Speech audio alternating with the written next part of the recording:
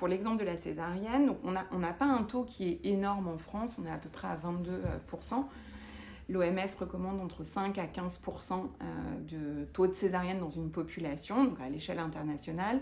Nous, on peut se dire qu'on a une entrée à la maternité qui est plus tardive, donc un taux un peu plus important, parce qu'avec l'âge, le risque de la grossesse, le risque d'un accouchement voix basse augmente, d'un accouchement physiologique diminue et d'un accouchement plus médicalisé augmente. Donc finalement, voilà, sur notre moyenne nationale, on n'est pas trop mal.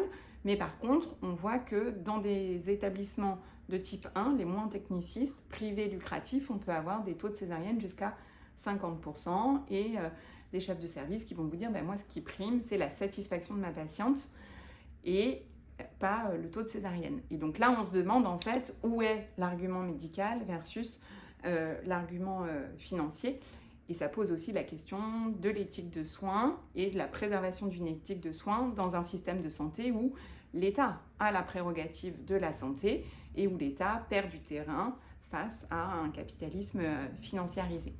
Donc c'est en ce point qu'il est intéressant de regarder ces évolutions pour comprendre justement les incursions du capitalisme dans les institutions qui vont gérer la naissance d'une population.